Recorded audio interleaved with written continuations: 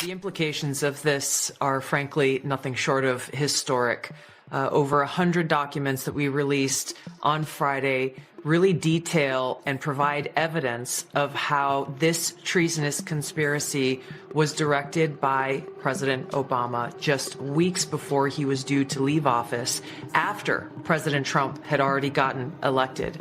This is not a Democrat or Republican issue. This is an issue that is so serious it should concern Barack Obama built a legacy on speeches polished like glass, but Tulsi Gabbard smashes that glass into shards. She strips away the glow, exposing the contradictions, hypocrisies, and hollow promises that defined his presidency. What was once sold as a transformation looks more like a sales pitch in hindsight, and Tulsi tears it apart with precision.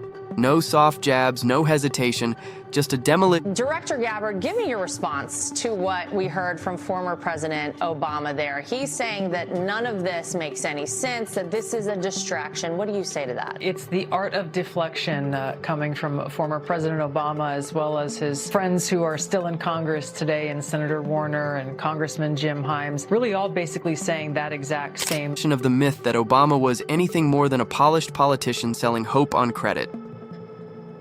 Tulsi Gabbard doesn't just criticize Barack Obama. She carves him up like a master surgeon working with a sledgehammer. It isn't a polite disagreement. It's an unmasking. Obama, the man who once glided on charm and half smiles, suddenly looks like a magician caught with mirrors shattered, wires dangling, and rabbits refusing to come out of the hat. Tulsi does because it has to do with the integrity of our democratic republic.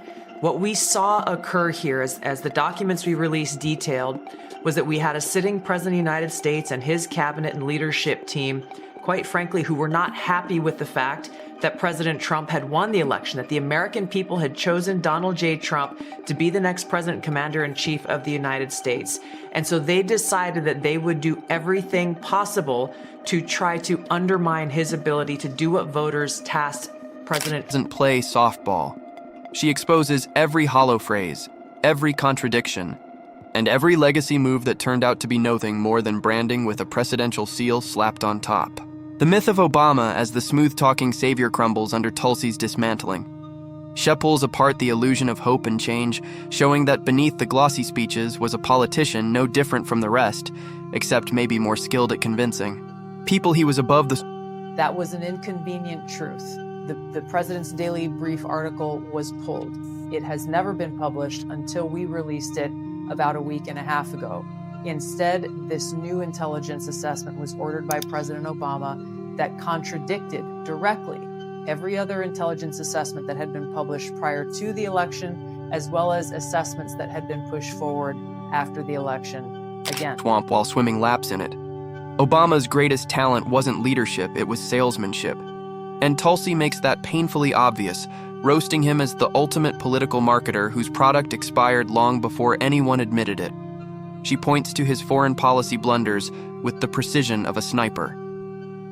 The endless wars, the drone strikes, the Nobel Peace Prize that aged like milk left out in the sun, all of it gets dragged into the spotlight. Obama, who sold himself as the antidote. That's a very disrespectful attack on the American people who deserve the truth. They deserve to have faith and trust in the integrity of our democratic republic, which has been undermined by President Obama through his direction of this manufactured fake intelligence document, knowing that it was filled with lies. Like when she got into office, you realize like you're not really in control of everything because there's another person who's in control of each individual. To George W. Bush, wound up authoring chapters of foreign policy that made Bush's errors look like warm-ups. Tulsi doesn't let him wiggle out with excuses about inherited messes. She highlights that he didn't just inherit, he expanded, escalated, and then smiled his way through press conferences as if charisma could erase civilian casualties going on. Then, there's his... You believe that any of this new information implicates former President Obama in criminal behavior?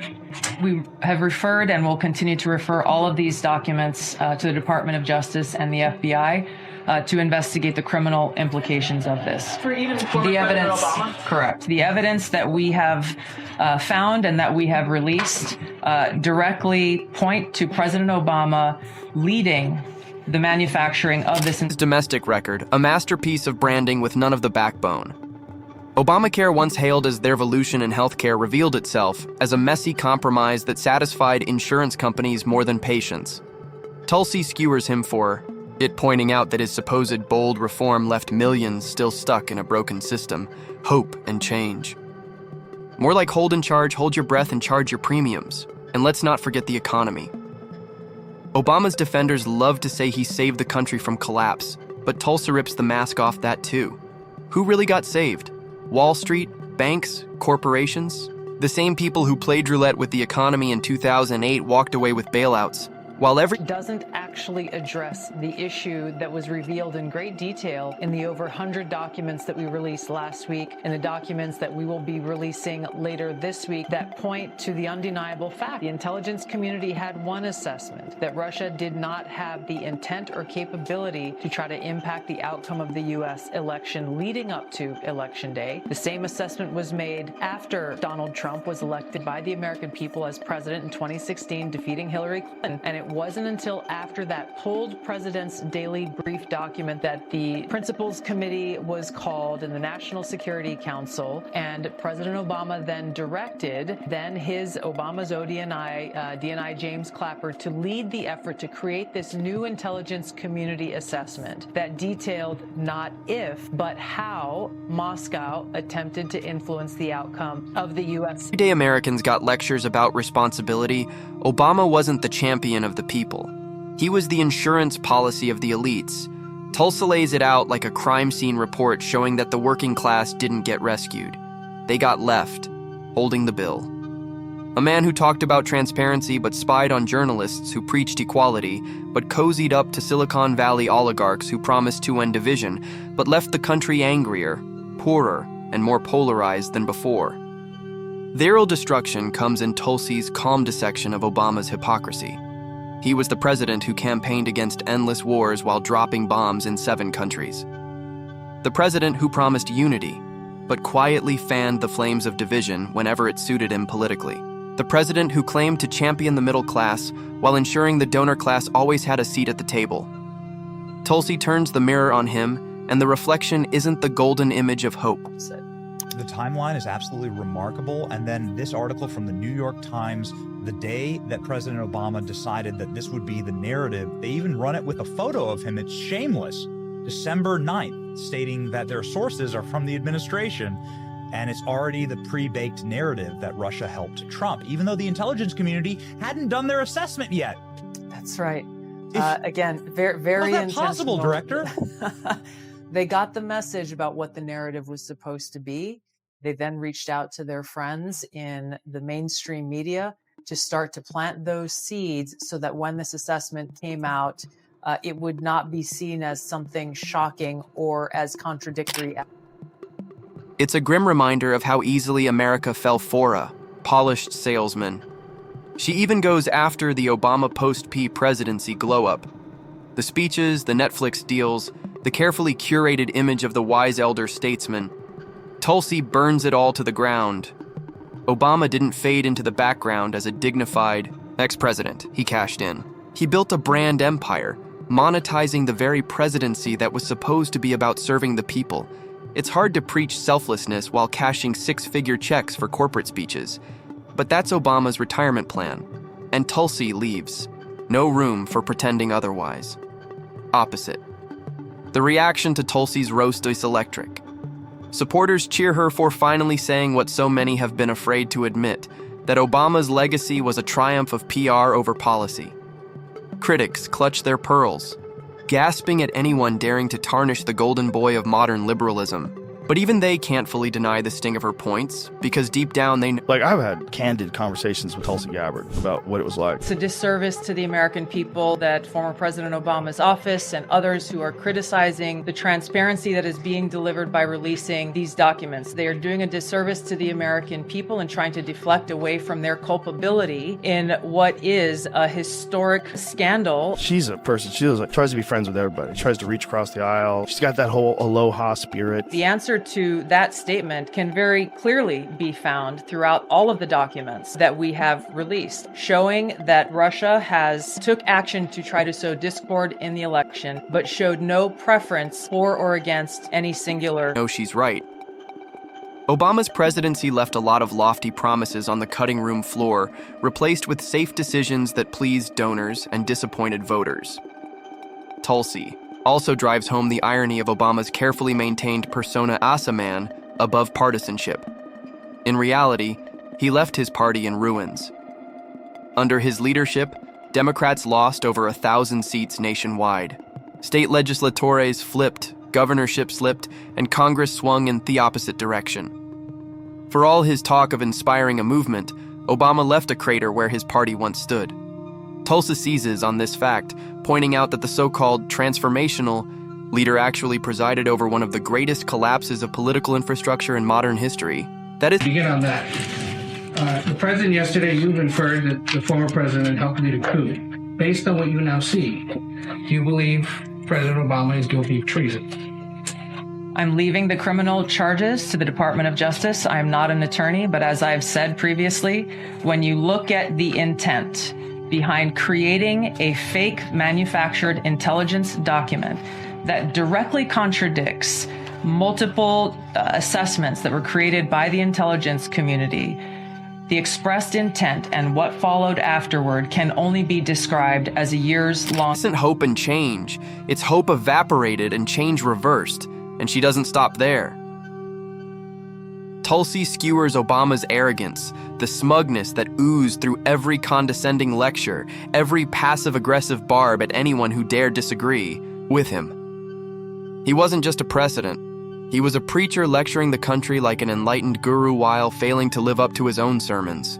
Tulsi flips the script, showing that Obama's legacy is less about inspiration and more about self-promotion. Obama's defenders still clutch to him as their symbol of competence, contrasting him against Trump. But Tulsi dismantles that narrative, making it clear that Obama paved the way for Trump. His failures, his broken promises, his inability to connect policy with people, those open the door. If Obama had truly delivered... This is an issue that is important to every single one of us as Americans. This is not a partisan issue. It has to do with the integrity and the strength of our democratic republic.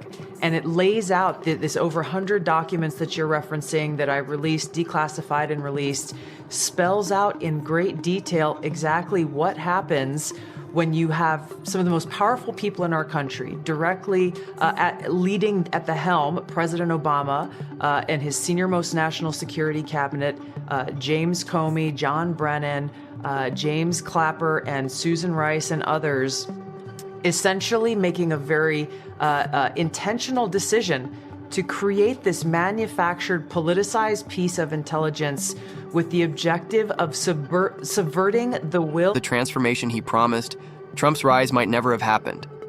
Tulsi makes it brutally clear Obama didn't stop Trumpism he incubated. That's the brilliance of her take-on. It isn't just personal, it's historical. Obama isn't destroyed by insults, but by the undeniable record of what he did and what he failed to do.